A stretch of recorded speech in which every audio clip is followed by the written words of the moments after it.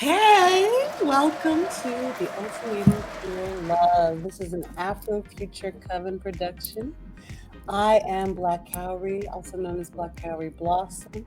Welcome to our 2 cents, our tidbits, our opinions on this stellar show. My name again, blkcowrie. I'm here with Onyxmagnolia. You know I'm never far away. Can't get rid of me. Go run, friend. Hey. Yay!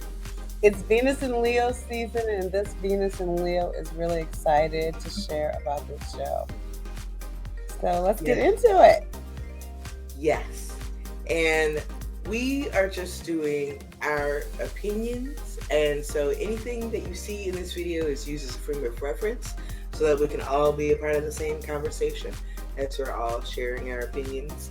And just tapping in to let y'all know that watching this on Netflix, okay, so first of all, Netflix has done this before with a previous season 1, which had cis heterosexual couples on it. And essentially, I know a lot of people have questions about why would anybody do this to try to figure out if they want to be in love. But Queer Ultimatum is based off of the love story of Nick and Vanessa Lachey, who I actually do remember this very slightly. I paid very little attention to them, but I remember that they were together, then they weren't, and they were with other people, like high profile, like put pictures on the Instagram, drive each other bad, and then they got back together and they got married, and everybody was like, okay, whatever. But they decided to put everybody else through it, and for Queer Love Edition, I'm excited that they are expanding their horizons. All right, Nick and Vanessa. Round of applause for Nick and Vanessa. Yeah. They take a lot of bad press. Here's a good five seconds for you. But of course, for two cishet people trying to tackle queer love, they may or may not have gotten everything right. But before we get into this, just wanting us to be able to at least say that we don't know, even though we are in the community, we don't know any of these people personally.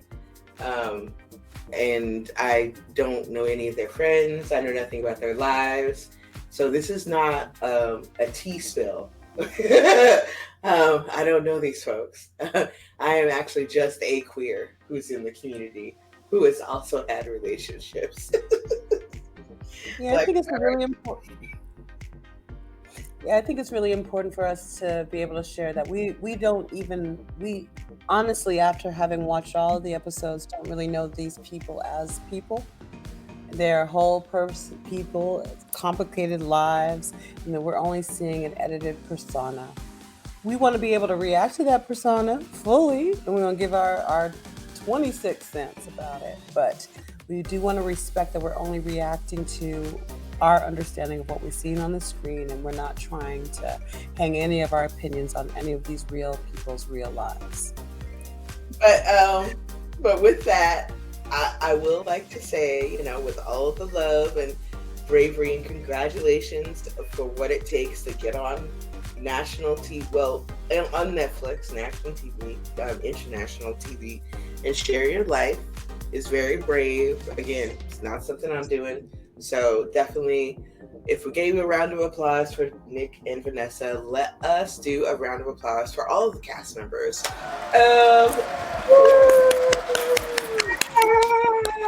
Yay! Shall I start? Yes! Okay. So this is the article on Netflix's website about the cast. It's called Meet the 5 Couples Risking It All in the Ultimatum Queer Love Cast. Their options: marry or move on. So here's the article. As the old saying goes, if you love somebody, let them go. On the ultimatum and date other people. At this point, it's long been settled that for many, love really is blind. But this dating experiment dares to ask another, albeit slightly messier, question. Is love enough? 5 couples, made up of women and non binary people, are about to get their answer when the Ultimatum Queer Love Season 1 launches on May 24th. For these queer couples, marriage is an absolute deal breaker. One partner is ready to walk down the aisle while the other is dragging their feet. So, to decide whether to marry or move on for good, one half issues an ultimatum, kicking off a potentially relationship-shattering experiment. In the span of just over 8 weeks, the couples will split and choose someone else to date based on long-term compatibility, attraction, and the unquantifiable sensation known simply as vibes. Each person will enter into a trial marriage with a new partner from one of the other pairings. And among this group of queer folks, the possibilities are endless. At the end of the experiment, they must choose between 2 possible futures. Hailing from the same creators of Love is Blind, The Ultimatum Queer Love is hosted by Sweet Magnolia star Joanna Garcia Swisher. I'm going to stop you right there. Mm-hmm. Now, I want to say that the host of the show, I am actually a fan of her as an actress. Ooh. I mean, all the ways since she did this very weird, we won't talk about it, like movie where she was a bridesmaid with Raven Simone. Okay. Look at that, all of the queer superstars are showing up. But brilliant actress, but as a non-queer identified person, I thought was really kind of outgunned in hosting this show. Although apparently was on Sweet Magnolias, is a wonderful person. No problem. I agree. I felt like she was out of her depth in a way. I don't know her at all. I don't really know her at all in terms of her career, but it just felt like sometimes I forgot she was even there. Continuing with the article, get to know more about the people risking it all for love and marriage. So the first couple, Lexi and Ray Lynn. Ultimatum giver, Lexi, 25, goes by she, her. Ultimatum receiver, Ray, 27, goes by she, her. Lexi, a Capricorn, is ready 130% to spend the rest of her life with Ray, her Cancer girlfriend of over 3 years. The two first connected on Bumble, and after meeting in real life one fateful night in West Hollywood, they've been inseparable ever since. Now they're at a major crossroads, as Ray is stalling when it comes to marriage and won't commit to saying yes at the altar just yet. Will Ray's tendency to overanalyze things get in the way of their happily ever after? Or will Lexi's ultimatum push her to realize that an engagement is the key to her happy life and wife? Next couple, Yoli and Mal. Ultimatum giver, Yoli, 34, she, her. Ultimatum receiver, Mal, 36, she, her, they.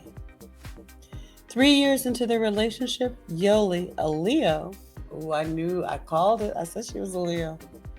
A Leo, Gemini moon, Aries rising, just wants Virgo, Mal, Capricorn moon, Scorpio rising, to choose them, her, for a once-in-a-lifetime commitment.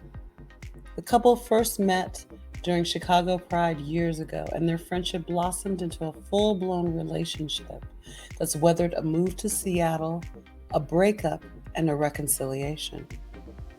Now Yoli is confident in their rock-solid romance and is ready for Mal to pop the question. But Mal wants to be on even stronger footing when it comes to their finances and beyond, before they decide to spend the rest of their lives together and potentially bring children into the world. Next couple, Tiff and Mildred. Ultimatum giver, Mildred, 33, she, her. Ultimatum receiver, Tiff, 32, they, them. Mildred, a Virgo, believes she deserves to be happy at this point in her life, and that looks like a ring from Tiff. The two first connected after Tiff, an Aquarius, Pisces moon, Virgo rising, came across Mildred's Instagram account and somewhat thirstily slid right into her DMs. Turns out they were just what Mildred was looking for in her next relationship after a painful divorce. Ever since then, they've built a happy home together, which includes Mildred's teenage son, and now the ball is in Tiff's court. Mildred is ready to take the next step, but Tiff has some major reservations about marriage given their constant fighting and yet to be resolved communication issues. I was like, well, they built a happy home together. Okay, now. Next couple, Vanessa and Xander. Ultimatum giver, Xander, 30, she, her, they. Ultimatum receiver, Vanessa, 30, she, her. As queer love stories goes, it doesn't get more classic than Vanessa and Xander, whose boyfriends in high school were best friends. After coming out and reconnecting years later, Vanessa, a Virgo, and Xander, a Gemini, realized they were meant to be together instead. Now they've been dating for 4 years and have never spent more than 3 days apart, which isn't hard when their home base is Hawaii. But Xander's desire to start their next chapter together as wives has brought them to a crossroads, particularly when it comes to her dreams of having a family. Vanessa, meanwhile, is worried about losing her sense of freedom should they tie the knot one day. Finally, Aussie and Sam. Ultimatum giver, Sam, 31, she, her. Ultimatum receiver, Aussie, 42. Pronoun goes by Aussie. When Sam and Aussie first met, their immediate connection was like something that you see in the movies. After first crossing paths in an online social group for LGBTQ plus people during the pandemic, they decided to pursue a romance offline and have been together for the past 1.5 years. Despite being a decade younger, Sam, an Aquarius, Aries mood, Sagittarius rising, is ready to make the ultimate commitment to Aussie and have a ring on her finger. But the anxiety-prone and Gemini Aussie, Scorpio moon, Cancer rising, would rather live together for a longer period of time before committing to marriage.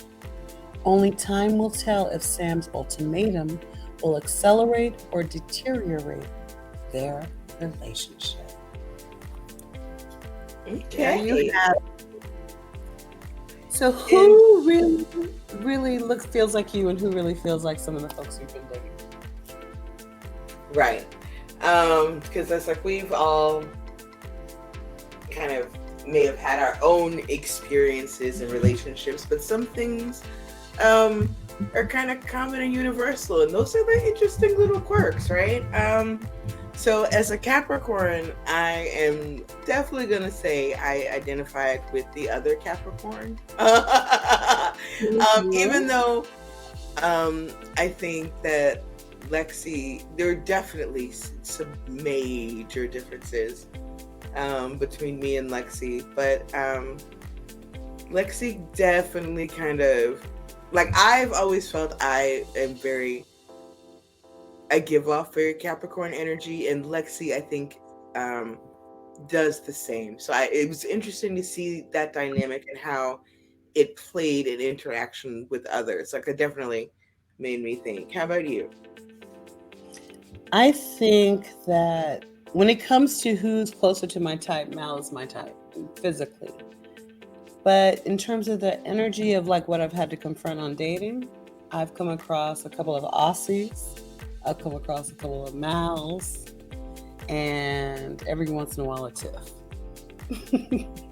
I mean, when it comes to dating, I've like dated all the types on that show, like all 10.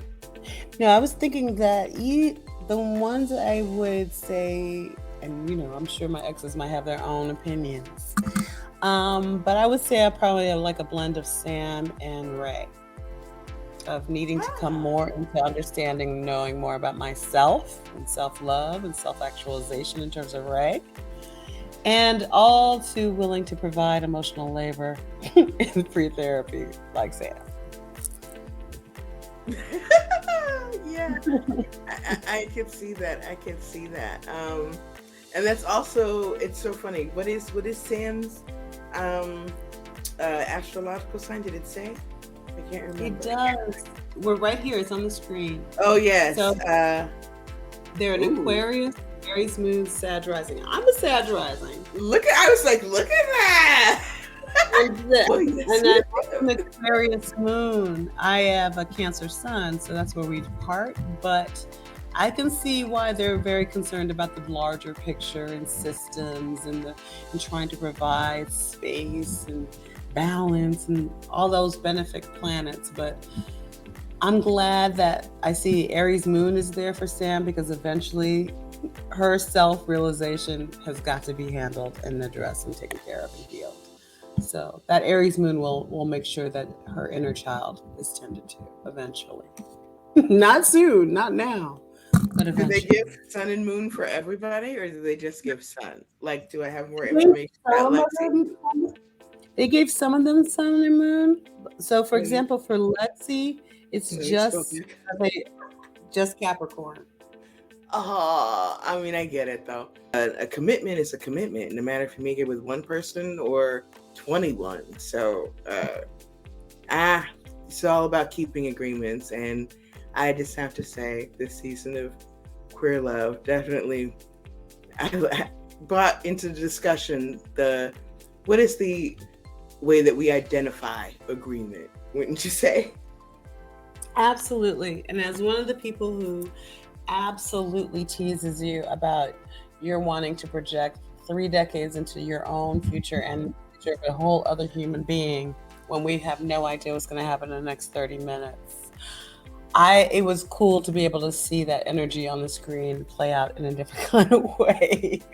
But I hope that you also took some solace in their dynamic, because they, like us, are a Capricorn sun and a Cancer sun. And although we're not a couple, we know well that we have to sort of like give each other room to be ourselves on our own bridge as opposite signs, as polar opposite sun signs.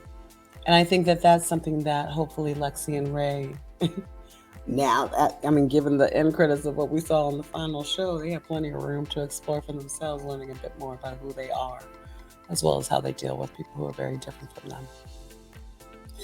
I mean, I really felt a lot. I felt a lot for Ray. So it's interesting to learn that they are also a Cancer sun, because I could just sort of see the constant deer in headlights with them, of wanting to be progressed in a different kind of place in their own development than they actually are. Wanting, and it happens a lot in relationships where people are like, you lied to me, but it's really kind of that person. I'm not saying this happened to me. People don't tell me I lied to them.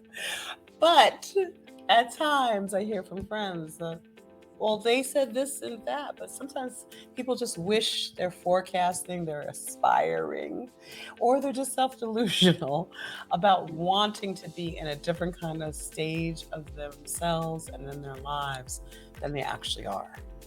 And I'm glad that at least that Ray is, by being at least, I don't know if they're single, but they're at least, they have some room outside this relationship to try to figure that out a little more.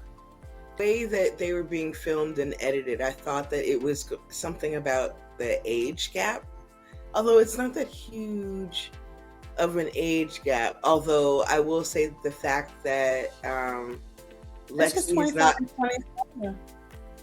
Oh my God, that's right. They were around. That was the alarm, and here goes the flags again. You have two people that are basically pre or in the beginning of Saturn returns. That is never a good sign.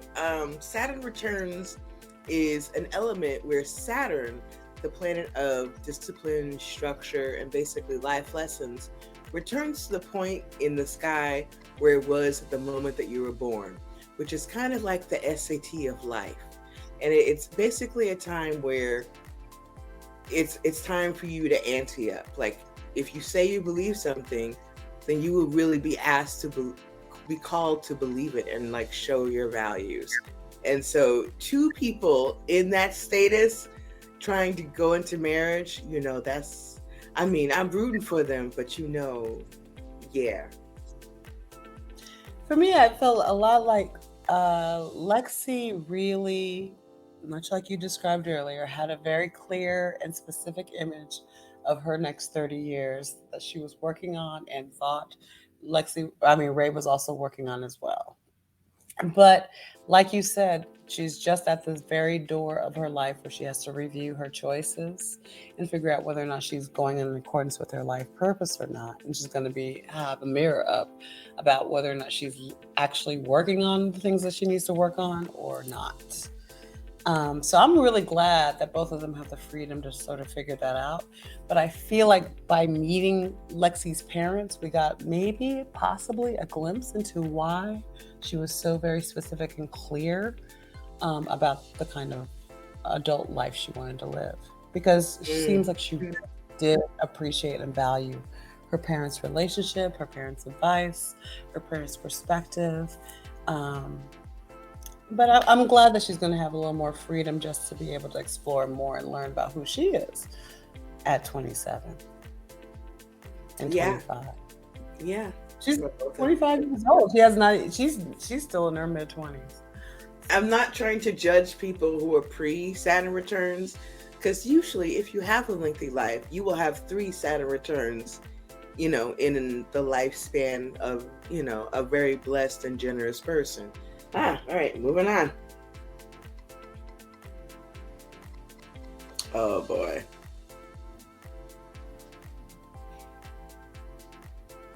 So what do you think about Yoli and Mal? Yoli and Mal. Yeah. Mm-hmm. You can kind of feel that their relationship is going through something that might be over. That's why they signed up for a show. Although Yoli and Mal is that type of couple that it's very interesting to see kind of like what exactly are the things that make things not sync up or not click. And well, we do have some more star information for both of them. Yoli is a Leo, Gemini moon, Aries rising, which makes that 2 fires and 1 air in those personal planets. And Mal is a Virgo sun, Capricorn moon, Scorpio rising, which makes that earth and water. Sorry. I feel a way about my earth signs. This is the Virgo, Capricorn, Scorpio. The thing is, as an Aries rising for Yoli and a Scorpio rising for Mal, they both have that Mars desire, fiery energy in their aura, which would absolutely draw their sexual attraction to each other, perhaps. But their orientation is that Mal is much more interested in building structurally those practicality of material. Yeah, it's not a joke or a distraction. It was very real for Mal with all that Capricorn moon and Virgo sun energy. But also Yoli is trying to figure out and explore their possibilities with that Gemini moon, Aries rising. Right. Hello. It's the air. It's always the air. The air gotta rise. But yeah. For me, Yoli gave a real sort of master class in how boyness doesn't necessarily have to be limited to a specific gender expression or identity. I think that Yoli was able to show that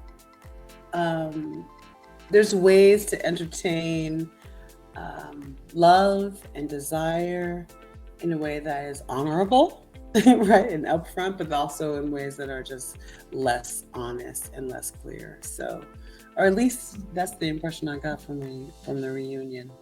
Remember, I'm only trying to react to the personas as I saw them, but no, I agree with that. And I think that there's probably ways to figure out how to explore dynamics with multiple people in ways that are a bit more honorable than what we saw. But what were we gonna say? Okay. What I was gonna say is that I would agree with you, and I know that we had a small discussion earlier as you were trying to think this through and kind of put this together. And essentially I actually also watched season 1, so I'm not actually trying to stigmatize this to the queer edition in particular. But ever since I've been watching this particular franchise of the Nick and Vanessa, I'm gonna put programming on Netflix, I actually refer to the show The Ultimatum as the fucking Olympics. So because it's like Nick and Vanessa's love story is very particular, and to think that that would resonate, let alone with anybody, but being able to do that on a multitude way, in a way that you could film it and think that you might come up with lasting couples is interesting. But what it will do is it will give people, and I'm not actually, when I use the word fuck, actually we should come up with a different word. Let's come up with a different way to say this, because YouTube does not like people to curse. So let's pause. Let's have a convening. So what are we going to use instead of that word? I suggest that we use the word dangler, because while we were watching the show, my impression was that sometimes people are dangling commitment rather than actually being honest about whether or not they are present for it or not.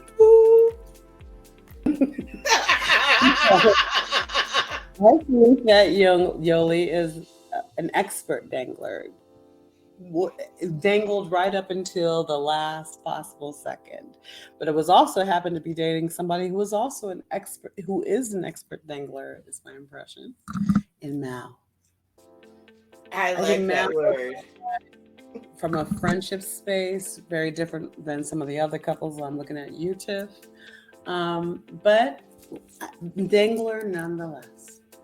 All right, we will go with dangler, because again, this is about, the ultimatum is about whether or not people are going to get married. And so basically there's only two ways off the show. You are going to be getting married to somebody. It could be the person you went there with, or somebody that you found along the way, or you leaving there single. But there's only two choices at that point. So it's time to either choose yourself or, choose somebody that you actually hopefully have loved and poured investment into. But again, not everybody's always spending their time in their relationship pouring love and investment into it. Sometimes you get a dangler who is just spending time. So yes, I agree with the word dangler. Okay. And so in the Yoli Mal relationship, I would say on a final note, I see two danglers. I agree.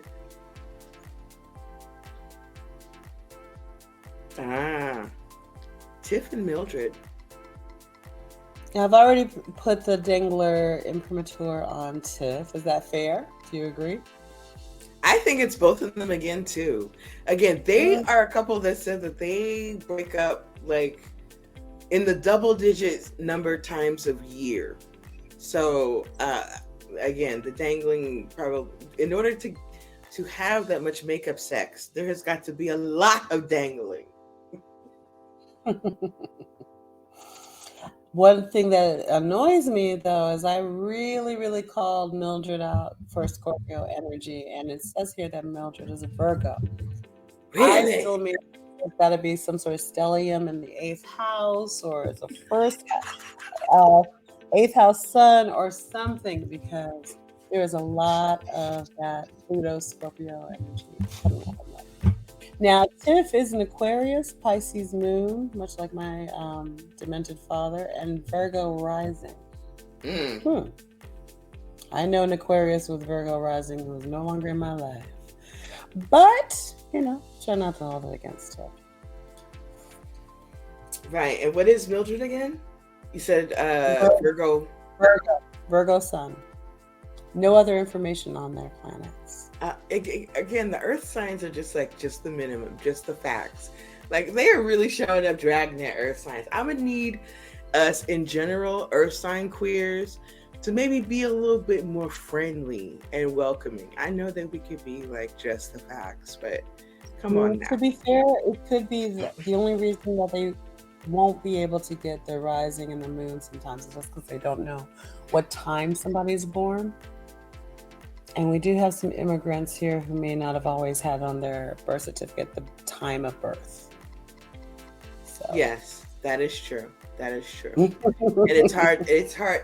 You really have to actually sit with somebody who is kind of well versed in the math in order to do estimation. So no, I totally hear that. But as just I'm down to believe it. Share more Earth signs, but I'm just saying, just in case they wanted to, but couldn't.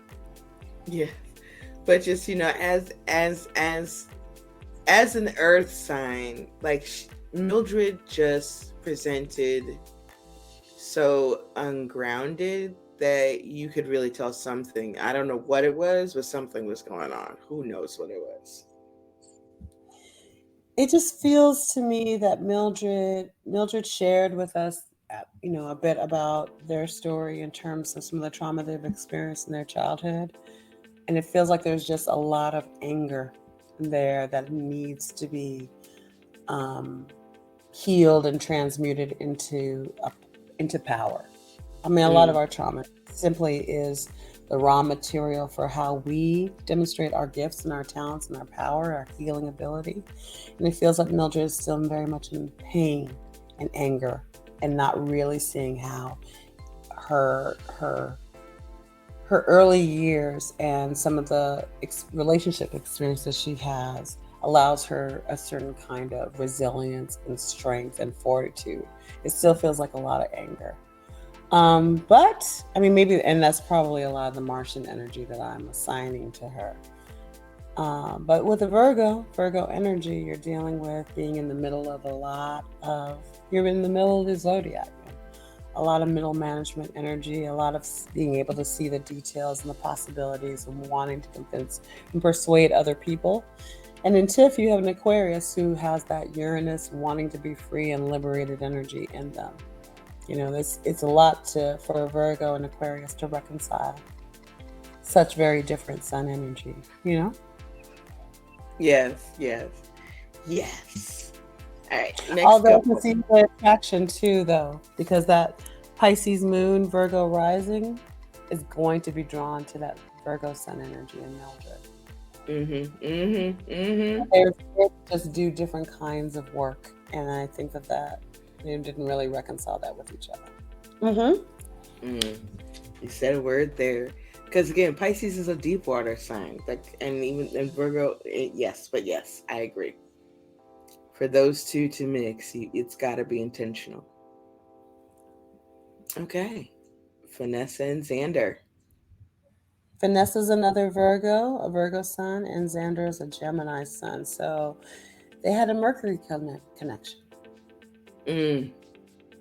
Which makes sense to me with Vanessa really being, to me, her persona came off as very much an adrenaline junkie.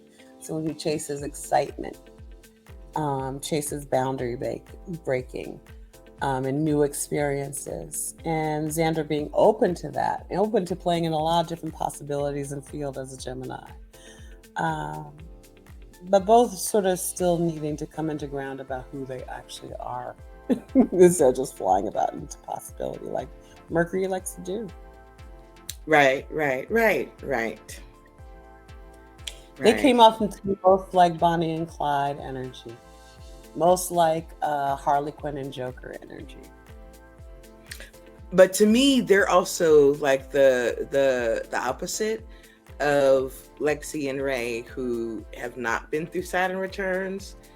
Vanessa and Xander are both 30, and technically I always feel like you come out of your first Saturn returns completely when you're 31. Right. But it's just what somebody who needs to come from some Saturn return is Aussie. Aussie Sam. Yes, thoughts. Aussie.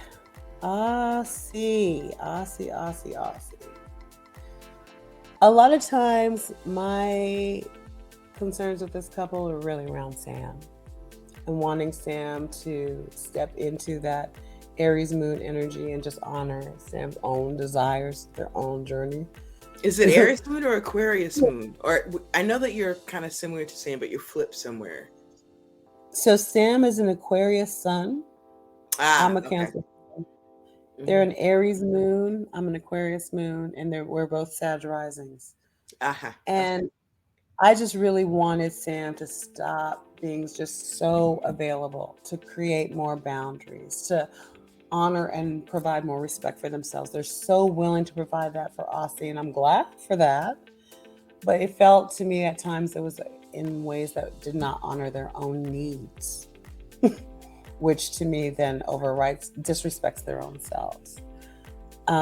It was just, it felt to me a lot of times like the persona that Aussie presented or that was edited for us, trying to leave some room for Aussie, was just completely aggravating as a dangler who would take absolutely no other people's needs and interests on the same level as theirs. It felt always that they were being defended.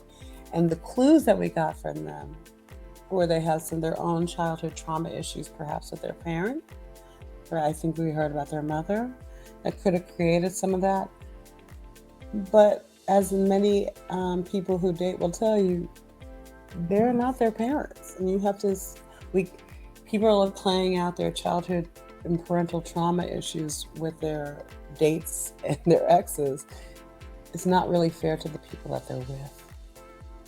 Right, because you have to kind of lean in and take the opportunity at some point to realize your own agency and that you get a chance to, even if you've had other elements and other parts of your life, you will also get a chance, as long as you're here, to experience your life in the ways that make you feel supported and whole.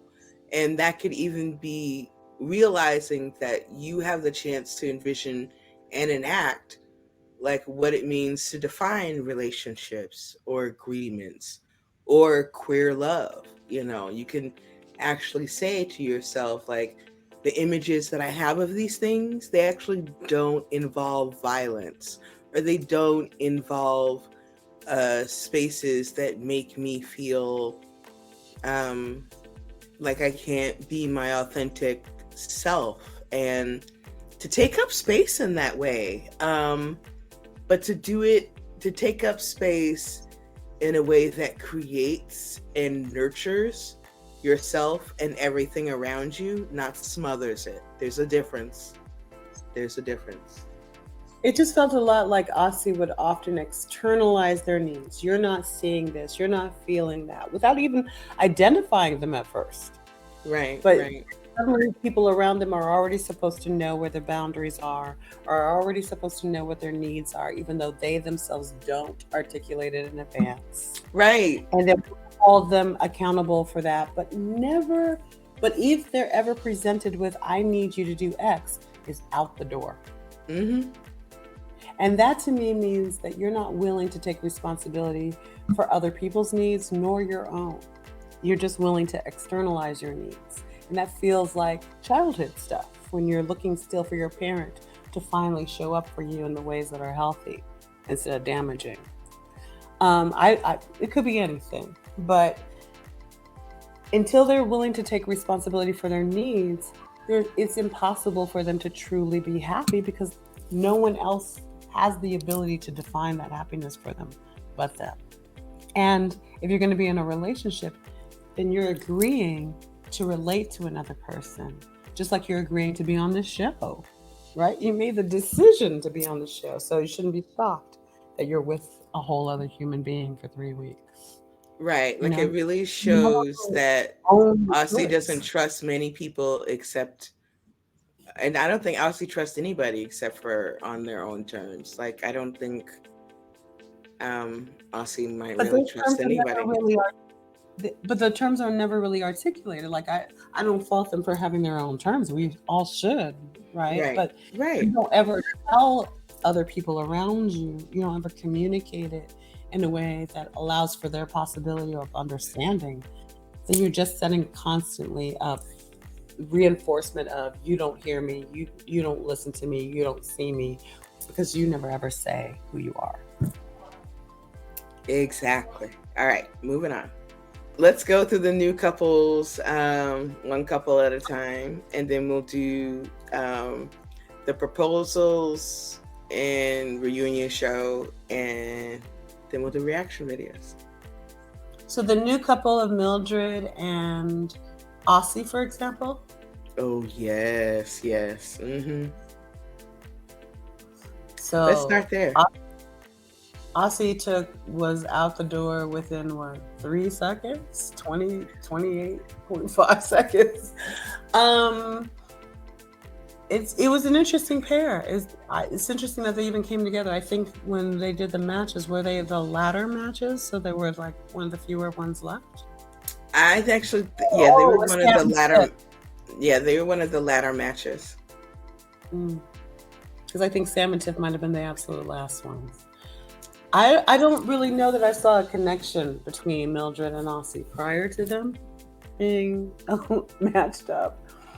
But I think it was interesting for someone like Mildred who's willing to articulate their needs and confront when they feel like they are being, their rights are being stepped on, versus Aussie who's not willing to really hold other people's pain and is not always willing to be upfront about when their rights are stepped on. It's interesting to see them argue through a door. Right. Well, I was actually shocked when Aussie kind of bowed out the first time, because I've seen, like I said, I've seen season 1, so I've seen couples come on here being like, we don't know where our relationship is going, but we don't really want to break up, so I'm gonna just hang out with somebody for a few weeks, and then, you know, when I get back to my real partner, we'll talk it out. So I'm used to seeing if those that go through the process weather through the process, knowing that they're going to get to spend time with their partner on the other end. But I just think it was just like watching land and sky. Like it was like watching the horizon. Like you could see where they meet, but they do not mix. It is not like earth and water where you can get mud and mix and, you know, like, or making fire. It did not meet. It was just like, there's the dividing line. And I kind of just felt it the whole time. Absolutely. I mean, I'm trying to remember. Aussie is... Sorry, let me look real quick and see what sign Aussie is. Aussie is a Gemini. And Mildred is a Virgo. They still have a Mercury connection. I don't know. I didn't understand at all how they derailed so quickly. And I felt kind of really bad for Mildred that she didn't have the opportunity to explore that with another person, that she spent so much of that time alone. But I think it comes back to me that Aussie doesn't really take responsibility for their choices. And it was extra shocking to me because this is a show built on people deciding to rapidly make a decision about commitment and living together, which is very something within our community that we're known for, you know, the U-Haul relationships. Folks who are willing to process emotion or willing to spend time living together as part of just our overall culture, knowing that, you know, queerness comes in a lot of different shapes and sizes and colors. But to see that level of resistance was surprising. Yeah. Clearly, you know, I'm wishing Aussie well on their journey. I'm sure that they are transforming to themselves even now in this moment, hopefully. But and for me, I'm sorry. I was just going to say, for me, my wishes are rest with Mildred. I have a bit less patience for Aussie. I just want Mildred to be able to come into some calm and healing and work from her strengths rather than defense. Yeah, Mildred did a lot of emotional growth and reflection. I think a lot of Mildred's like transformations happened on the inside silently, and she, I think, is. Are you sure? Mildred, yeah, because Mildred again didn't understand why she and Tiff again Mildred in her regular couple breaks up with Tiff at least double digits. I mean, I know that they said 50 weeks a year. Whether or not we take that as an exaggeration or not, it's still at least double digits. We'll go with that, and that might be giving them grace. So, like, which is why I'm wondering how much growth she's done. Because remember that final episode. That final episode was pretty compelling. Yes, the reunion. Right. Which is why I'm like, I think most of her changes are taking place on the inside, and she has yet to really figure out a way, I think, to show us. Although, again, like you said, it could be wrapped up in the edit. But there was no way that we were able to see if, like, her moments of aha, which I think seeing a lack of that made it hurt my experience of her throughout the arc of the season a little flatter than I think it is. But to go from breaking up with somebody at least double digit times to knowing that you shouldn't be together, and like, you know, again, for those people that took some semblance of their final form, I'll give like half a star. So yeah. Okay. I mean, I think there probably could have been ways of saying goodbye that were less sharp, but you're right. I mean, at least she was willing to say goodbye. Right, and again, was probably not the best communicator before. So, yay, you communicated. No. I definitely have problems with what you said, but okay, it's out there. Okay. Okay. So do we want to go to Tiff and Sam next? Okay. Which to me were a lot of my critiques for Mildred and Aussie are reflected over in Tiff and Sam, but I just think that they just decided to be civil and friends and platonic with each other and just ride it out. But I don't know that they really gave any kind of trial marriage a real try. I didn't get that impression. It just felt to me like a roommate situation. Definitely. And because of that, I think that Tiff went in there trying to test whether or not, through a fight, whether or not they could trust Sam. And exactly. Sam was like, oh my goodness, now someone is completely off rip, taking me for granted and coming at me. I think it helped Sam realize that boundaries need to be erected in the world, and brought that energy back to Aussie. But in the meantime, I don't know if they were completely honest about where they were at with exploring marriage with each other. Right. Which I was wondering if it was going to prevent them from wanting to figure out or really explore what marriage meant to themselves individually, right? Because it seemed like, to me, I was almost worried that Tiff was like a little bent on just getting a storyline. Like, okay, I signed up to do a show. I'm obviously not going to have sex with anybody else because I whatever. So I got to get a storyline. Okay, like I'm gonna die on this hill, but Sam, even though drawing boundaries, was just not as. Because again, I it's so funny that we both thought that Mildred carried Scorpio energy, because there was a lot of like feeling of retribution or like revenge or like, so you know what I mean, attached to that in a way that just seemed, because again, stubbornness of view and perspective, and the need to transform it. Because I understand people feel that way about their pets. Again, I love animals too, but I didn't hear Sam saying that she wanted to boil the bunnies or anything. And again, whatever the arrangement was, it was for 3 weeks. I mean, and so to hear complaints about you don't really seem to be connecting with my dog. If that was my actual dog, I would probably be like, just be chill, because this dog is not going to know you after 3 weeks. Like, right. How Who many just pet about owners told you never go on vacation? Like, have you never spent time away? Like, I mean, just a poll out. You know what I mean? It was going into the bizarre Twilight Zone where I was just like, "Are you working for a storyline?" to me, it was about triangulation.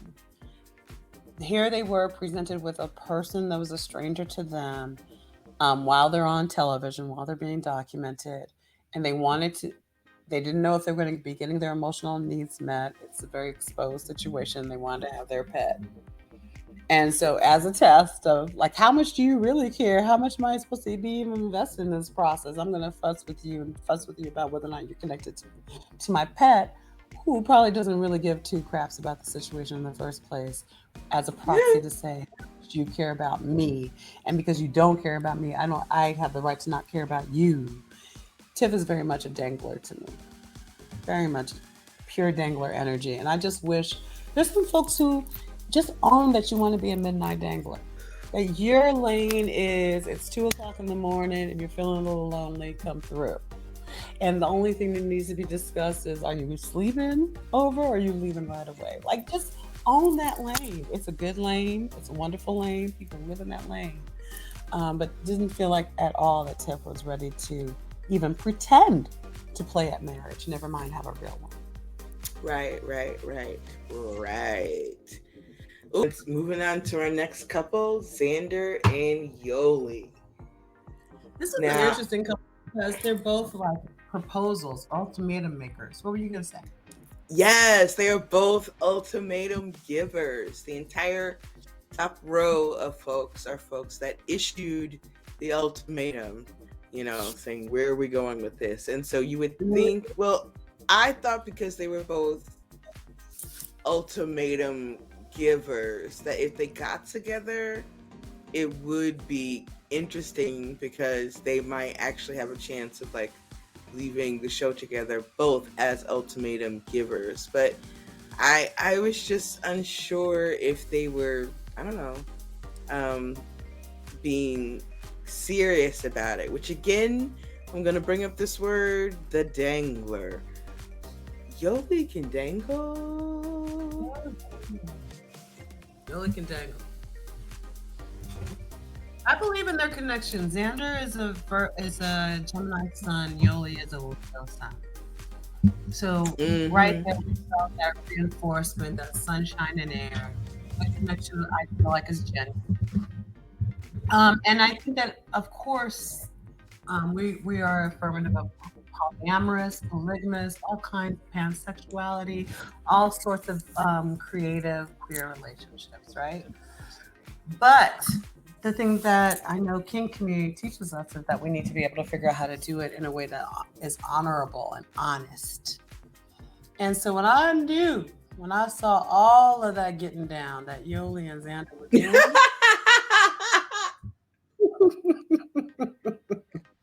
that very, very physicalized connection that they share, that Yoli has been very clear. Their character has been very clear that this is the bottom line for them. And I hear you, Yoli. Exactly. And I could tell that was real. I could tell that was definitely, that part was we real. could just be friends if we ain't gonna be fucking. I hear you, Yoli. But I don't know that they had all that much opportunity to really connect with each other as people, right? Just mentally. And it felt like they were just working with each other's energy. So it's interesting. Both are willing to put bottom lines to other people, but we're really not all that honest, I think, about their connection with each other, with their partners. Although, like you said, I don't think that Yoli was being malicious. I didn't get that. I mean, we are calling Yoli the dangler, but I'm just saying Yoli could have been more honest. That's where I feel like the dangle is. I don't think the dangle is in having a heart that can hold more than one. Oh, definitely. Agreed. All right, Vanessa and Ray. So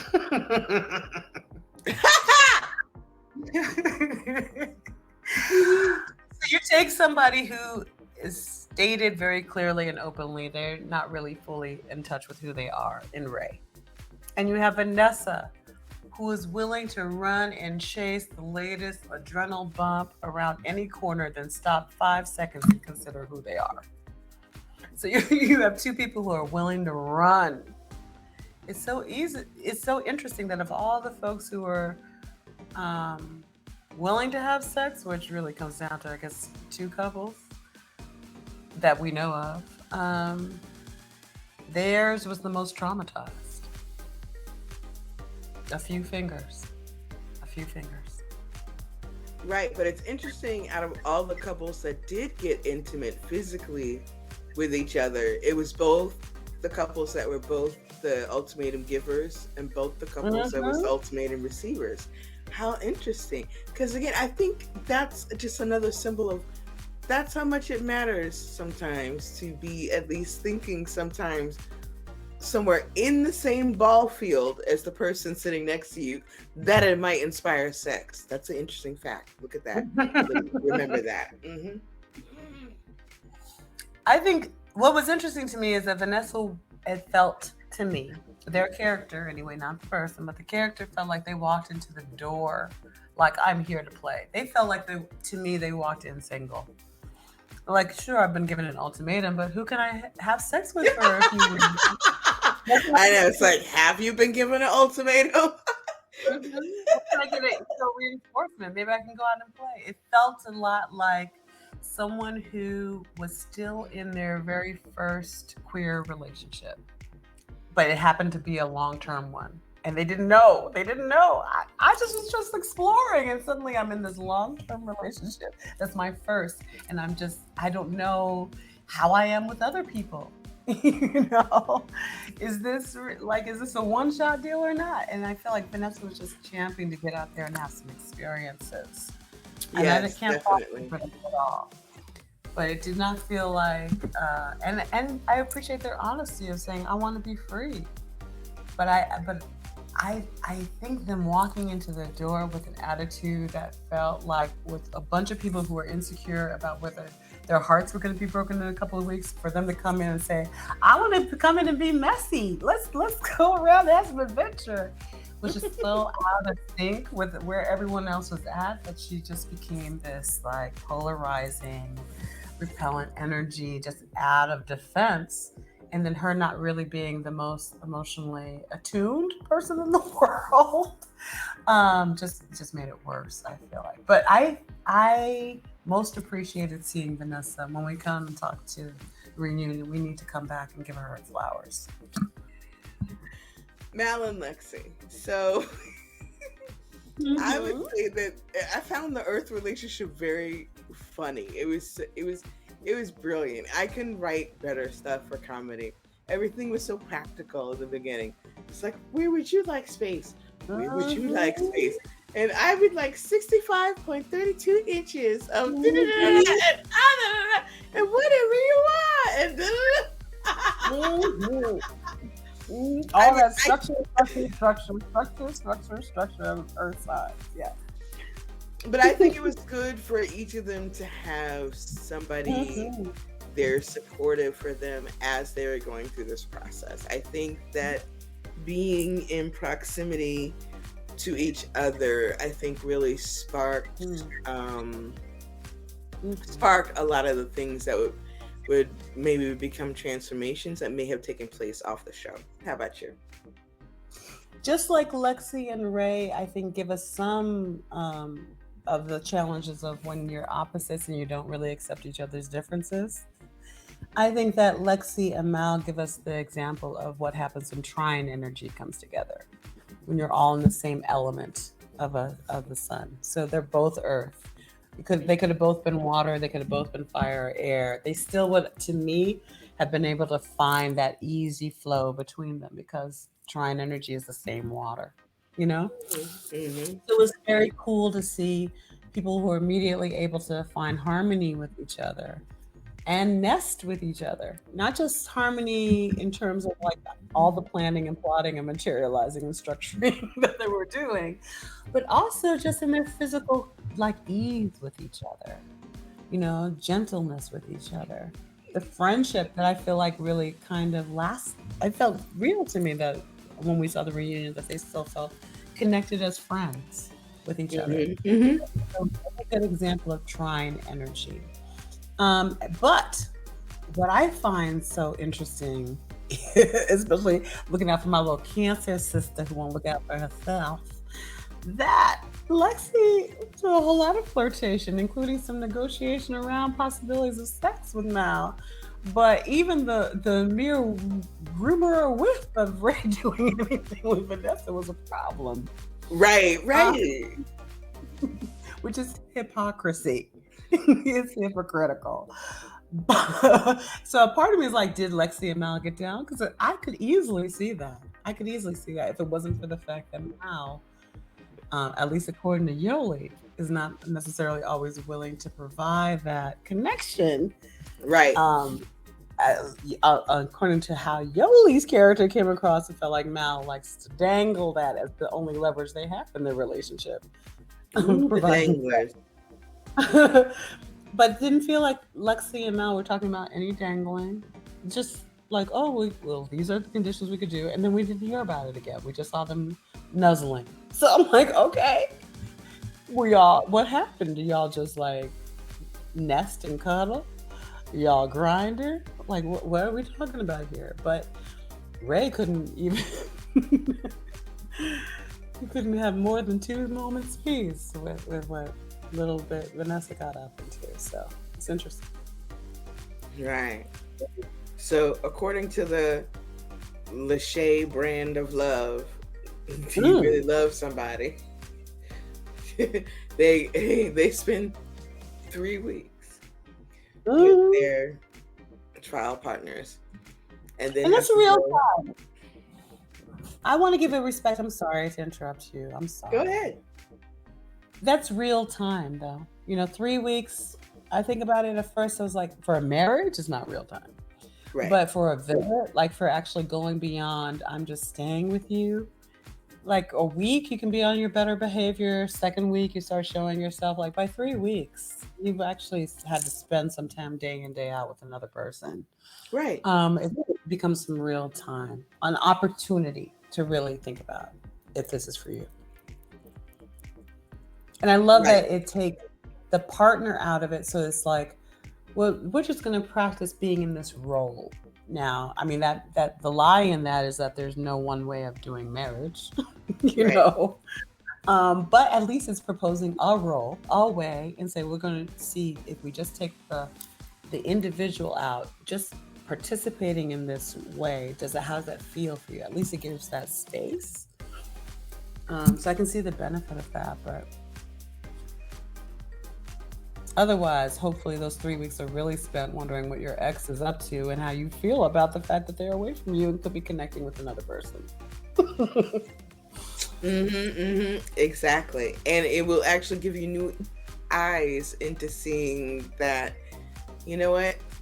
I came here in a relationship that was clearly either unclear or on the rocks. Here's a little baby step in helping me think about what it's like to get back out there. And it's easy, you know? And this concludes our part 1 of our recap and review of the entire season of The Ultimatum Queer Love Edition, Power Hour podcast with blkcowrie and onyxmagnolia. Our part 2 of this podcast will be up in 24 hours. See you then.